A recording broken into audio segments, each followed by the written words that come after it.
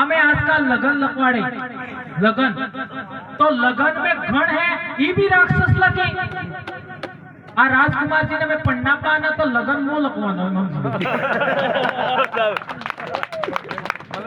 समझने वाली बात है। उदाहरण दे रहा हूँ, समझना है। हमारे पाल सुराता के एक भगत है, वो भगत है, उनसे लगन लिखवाया है, लिखवाने वाले हम लोग लिखवा दिया सारा और अनंत विवाह था तब मैंने अब्बू है ठीक है 27 तारीख की पन्नावा में ठीक है लाड़ी लब्बाना तो लगन में भी गण राक्षस लगी એટલે અમે વિચાર કીધો કે જલમ પત્રીએ તમાર થકીને લગાપી है ने आ लगन पत्रिका ये તમાર થકી લગાપી ની है અમે લખંગા તે એવા અમે લખવાનું ચાલુ કરી દીધું समझ में आ रही है नहीं है तो आप लोगों को भी जन्म पत्री लिखनी है तो खुद लिखो विवाह पत्रक लिखना है तो खुद लिखो पूजा विधान करना है तो खुद करो घर की पूजा करनी है तो खुद करो कहां तकलीफ है हम आदिवासी लोग हैं और आदिवासी लोग दूसरे को बुला करके पूजा पाठ करवाएंगे ये नहीं हो सकता ठीक है ये बात समझनी और एक बात दूसरी हमारे समाज के अंदर ये बात ध्यान रखिए हमारे समाज के अंदर जो उम्र में बड़ा होता है उम्र के अंदर जो बड़ा होता है उसका हम सम्मान करते हैं उसको आगे रखते हैं और दूसरे समाजों में क्या होता है जो जाति में बड़ा होता है उसका सम्मान होता है समझ रहे हो हमारे समाज में क्या होता है जो उम्र में बड़ा होता है उसका सम्मान होता है और दूसरे समाजों में क्या होता है जो जाति में बड़ा है वो बड़ा होता है ये अंतर समझना होगा और हमारे समाज में तो और बहुत बड़ा उदाहरण है हमारे समाज में तो मात्र सत्ता की व्यवस्था है हमारे उधर हमारी लड़कियों की शादी होती है तो लड़कियों के गहने हैं ना गहने और कपड़े ये तय कौन करता है आपके इलाके में आपके इलाके में शादी होती है तो लड़की के गहने कितने होंगे दूल्हा वाले करते हैं बहुत तेरी तो सही है ना था साहब रुपया ले दो पैसा ले ना तो गलत है सब पैसा ले तो घर की महिलाएं होती है ना घर की महिलाएं तय करती है कि हमारी बेटी के लिए गहने कितने होंगे हमारी बेटी के लिए कपड़े कितने होंगे वो हमारे घर की महिलाएं करती है वो हमारे गांव के आदमियों को भी नहीं मानती है और लड़का वाले आदमियों को भी नहीं मानती है दोनों को निकलवाती है सही है ऐसा होता है तो यही तो मैं लाना चाहता था अब की बार लेके आऊंगा लट लेकर कर ठोकूंगा यही तो समझना है सेम है महिलाएं और अब की बार इस इलाके में कार्यक्रम होगा तो सबसे आगे महिलाएं बैठेंगी सबसे आगे साइड में नहीं ओके हमारे उधर कोई इंसान मर जाता है हमारे उधर तो रोने के लिए जाते हैं तो सबसे आगे कौन जाएगा महिलाएं ऐसा होता है इसके बाद बड़े बुजुर्ग इसके बाद जैसे जैसे उम्र होती है वैसे आपका ऐसा होता है अरे यार क्या बात है फिर तो तुम्हारा हमारा खून ही एक ही है चलो अब तो तुमको जगाने के लिए हम भी पूरी ताकत लगाएंगे और हमारे एमएलए को भी कह देते हैं कि विधानसभा में ठोको मारवाड़ वालों के लिए और एक महत्वपूर्ण उदाहरण होगा तो जूते पहन के आते हैं तो मान लो जाजम यहाँ से स्टार्ट हो रही है यहाँ से जाजम स्टार्ट हो रही है तो यहाँ तक आते आते जूते निकाल देंगे जाजम वहां से स्टार्ट होगी। यहाँ पे जूते निकालेंगे और फिर जाजम के पास आएंगे और जाजम को ऐसे 3 बार नमन करेंगे। सही हमारे ऐसा करते हैं? ऐसा सही बात आपकी। और नमन करने के बाद फिर सबको जोहार, जय गुरु महाराज ऐसा बोलते हैं। हमारे यहाँ राम राम कहते हैं। सही है साहब। अब इसका क्या करना वो आप सोचते रहना। अब चलो इसी के बहाने एक उदाहरण दे देता हूँ। रामायण किसने पढ़ी? सही है भाई। अब आपने चालू किया इसलिए बोल देता हूँ, बुरा मत मानना। रामायण किसने पढ़ी? नहीं पढ़ पाया। मैंने तो पढ़ी है, मैं आज लेके आने वाला था लेकिन भूल गया। रामायण के अंदर एक उदाहरण मिलता है। क्या उदाहरण मिलता है? लंका पर चढ़ाई किया, उस समय भगवान राम ने समुद्र को सुखाने के लिए तीर निकाला। समुद्र को सुखाने के लिए तीर निकाला। जैसे ही तीर मारने का कोशिश किया तो समुद्र खड़ा हो गया और बोला कि मुझे सुखाइए मत, मैं तुमको रास्ता देता हूं। ऐसा लिखा है इन लोगों ने। बेटा मंडल में था, तो अब ऐसा होता था कि नहीं होता था मुझे पता नहीं। यदि होता था तो ऐसा ही तीर आज का लेवल लद्दाख में और अरुणाचल प्रदेश में ठोक सकते थे या पाकिस्तान में ठोक सकते थे। हो लेकिन कोई बात नहीं, वो उन्होंने लिखा है। अब वो तीर तो निकाल दिया, वो समुद्र खड़ा हुआ और समुद्र ने बोला, क्या बोला? मैं तुमको रास्ता देता हूं, मेरे को सुखाओ मत। तो अब तीर निकाल दिया था, अब तीर को वापस ले नहीं सकते, तो तीर को कहां मारो? कहां मारो तीर को?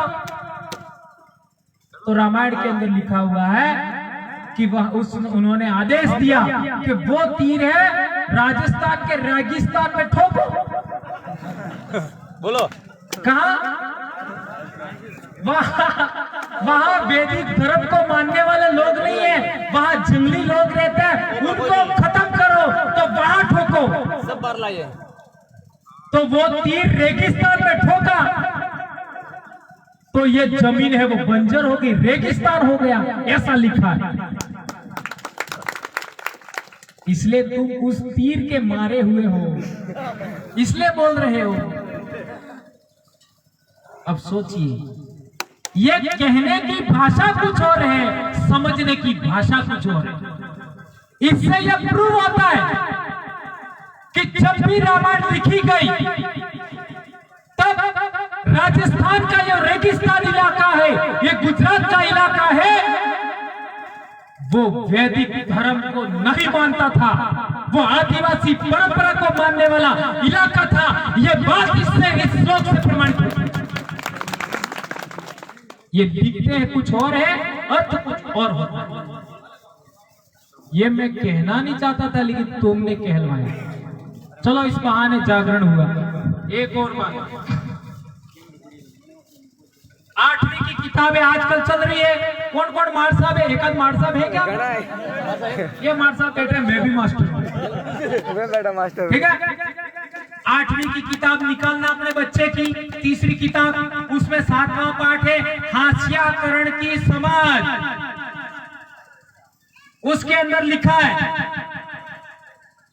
क्या लिखा है? आदिवासी का अर्थ मूल निवासी होता है। आदिवासियों के अंदर जाति, आदिवासियों पर जाति और वर्ण व्यवस्था लागू नहीं होती है। देखिए, आदिवासी लोग पर जाति व्यवस्था और वर्ण व्यवस्था लागू नहीं होती है। और हमारे भील लोग कहते हैं भील जाति है। आज के बाद ये जो भी भाई मेरे को सुन रहे हैं, आप में से कोई भी व्यक्ति आज के बाद भील जाति है ऐसा नहीं बोलेगा। भील समुदाय है, जाति नहीं है। यह किताब में लिखा हुआ है। दूसरी बात लिखा है वर्ण व्यवस्था में नहीं आता। वर्ण व्यवस्था क्या है? ऊंच नीच। मैंने बताया ब्राह्मण, क्षत्रिय, वैश्य, शूद्र, इस चार के अंदर आदिवासी भील नहीं आते। और 1971 में एपी सेन भाई मुकेश भाई हमारे सिरोही वाले भाइयों को जय जवान। बैठी बैठी बैठ जाओ।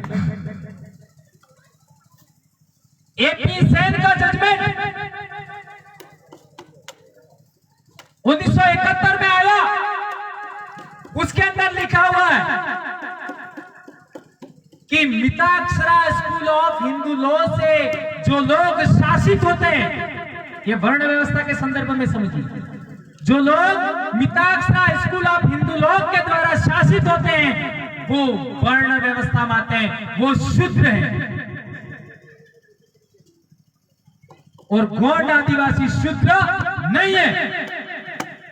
जब गौंड आदिवासी शूद्र नहीं है तो भील आदिवासी भी शूद्र नहीं है। और जो लोग शूद्र नहीं है वो हिंदू नहीं है। ये जजमेंट के अंदर लिखा हुआ है। अब सवाल पैदा होता है कि आदिवासी, हमारा भील आदिवासियों का धर्म क्या है?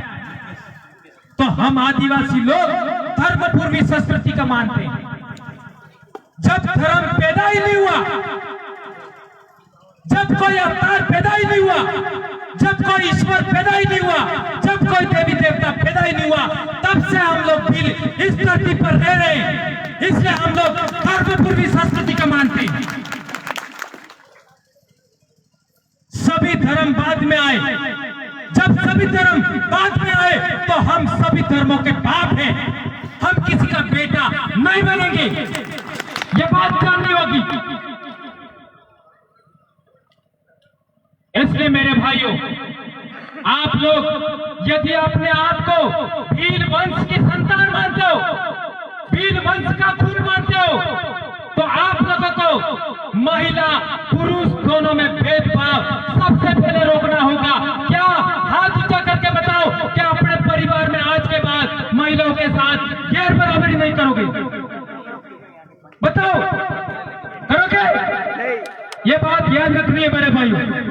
महिला और आदमी दोनों बराबर है, ये बात आप मानते हो तो मैं दोबारा मारवाड़ के अंदर आपके बीच में आऊंगा।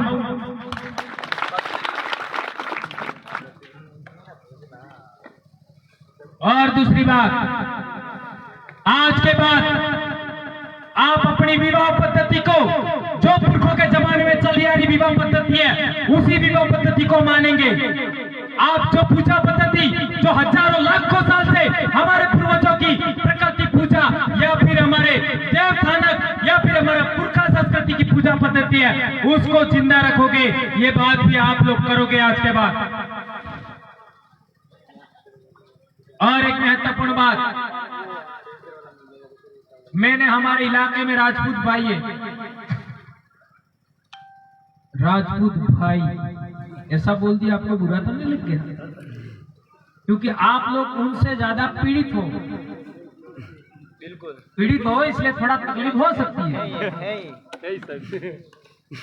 हमारे इलाके में, इस पर थोड़ा बाद में आता हूं, हमारे इलाके में एक राजपूत भाई था, हमारे साथ पढ़ता था। एक दिन हमारे पास आ गया तो बातों में लग गया।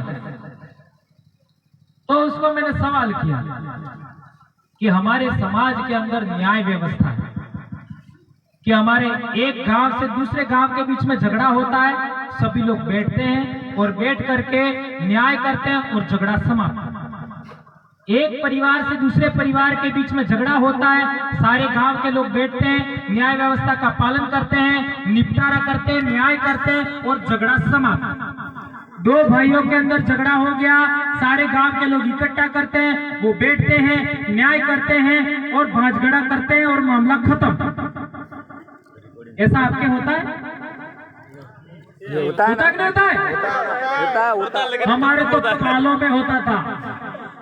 अभी भी यही है। अभी दो जिले, उदयपुर और डूंगरपुर, दो जिलों के बीच में झगड़ा पड़ा था पहले जमाने में। उसको 8 से 10 पालों के लोगों ने मिलकर निपटाया था। इतनी बड़ी बात। उसी के आधार पर मैं राजपूत भाई को कहा, क्या कहा?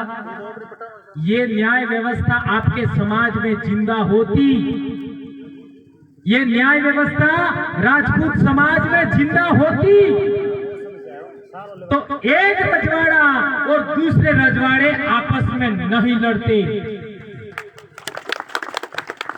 ये बात सही है कि गलत है? तो उन्होंने कहा सही है। अच्छा, आपके समाज में न्याय व्यवस्था नहीं थी, इस वजह से एक रजवाड़ा दूसरे रजवाड़े से लड़ा, एक राजपूत परिवार दूसरे राजपूत परिवार से लड़ा, उसमें कितनी उम्र के लोग मारे गए। तो उसने बताया कि उम्र का तो कोई खास खबर नहीं। तो मैंने कहा कि 16-17 साल के लड़के भी मारे गए होंगे। तो उसने कहा हाँ, 16-17 साल के लड़के भी मारे गए। फिर मैंने बताया राजपूतों का इतिहास 7वीं-8वीं शताब्दी से शुरू होता है और देश आजाद होने तक चलता है। इतने साल में 16, 17, 18 साल के लड़के न्याय व्यवस्था नहीं होने की वजह से कितने मारे गए। यह सवाल करते ही